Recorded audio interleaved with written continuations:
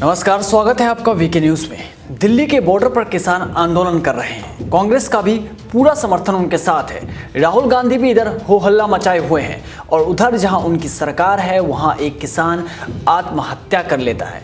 पर शायद इस हो हल्ले के बीच उस किसान की चीख इनको सुनाई नहीं दी होगी। उस किसान का दर्द शायद उन्हें और उनकी सरकार को दिखाई ना दिया हो, जो अपना हक मांगते मांगते इतना थक चुका था कि उसने मौत को चुन लिया। प्रशासन का कहर उस पर ऐसा बरसा कि उसने जहर खा लिया। पर इस मुद्दे के बारे में कोई भी कांग्रेसी कुछ नहीं बोलेगा। शायद राहुल गांधी को सिलेक्टिव किसानों की आवाज़ ही सुनाई देती है और इस आवाज़ में, इस शोरगुल में एक किसान हमेशा हमेशा के लिए मौन हो गया। आत्महत्या की वजह कोई नई नहीं है, इसलिए शायद ही इस पर कोई बात भी करे। जी हाँ, महाराष्ट्र से ऐसा मामला सामने आया है जिसे देखने के बाद किसान आंदोलन को समर्थन करने वाले भी सोच में पड़ जाए कि वो कौन से कृषि कानूनों का विरोध कर रहे हैं।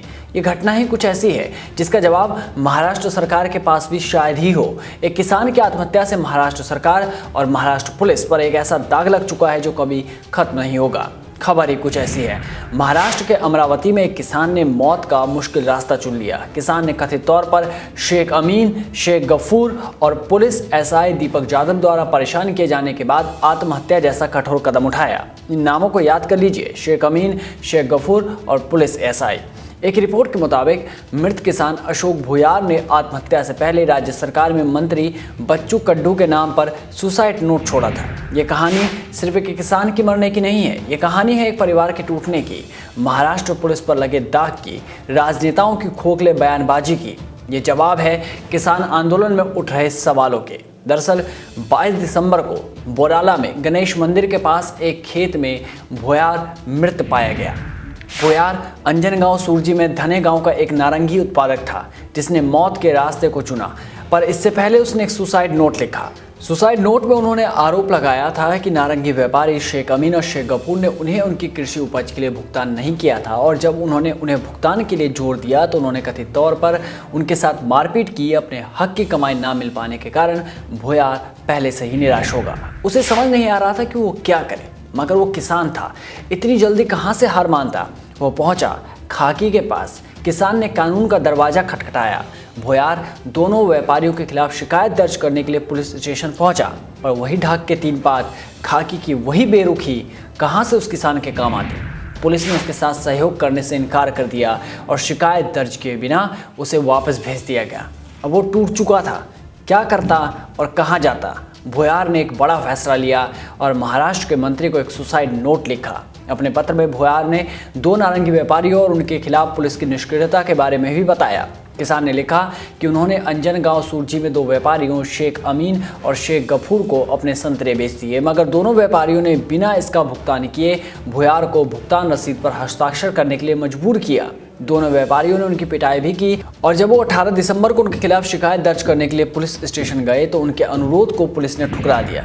ये मामला जैसे ही सामने आया, धने गांव में भी माहौल गर्मा गया। गुस्साए ग्रामीणों की भीड़ ने पुलिस एसआई दीपक यादव और नारंगी व्यापारियों शेख अमीन और शेख गफूर के खिलाफ कार्रवाई की मांग करते हुए पुलिस स्टेशन जा पहुंचे। मृतक किसान के बेटे गौरव भुयार द्वारा दर्ज शिकायत पर सहायक पुलिस उप निरीक्षक दीपक यादव और 2 नारंगी व्यापारियों शेख अमीन और शेख गफूर के खिलाफ मामला दर्ज किया गया है। लेकिन ये कहानी यहीं खत्म नहीं होती। अब इस कहानी में एक और मौत लिखी जानी बाकी है। दरअसल अशोक भुयार की चिता अभी ठंडी भी नहीं हुई होगी कि एक और मौत की खबर सामने आ गई। बड़े भाई संजय भुयार अपने छोटे भाई को खोने के कारण सदमे में थे। इस तरह से भाई के जाने का गम उन्हें सता रहा था। अपने छोटे भाई के अंतिम संस्कार से लौटते समय संजय को कार्डियक अरेस्ट हुआ, जिसके बाद उन्हें अस्पताल ले जाया गया। हालांकि उनको बचाया नहीं जा सका। इलाज के दौरान उनकी भी मौत हो गई।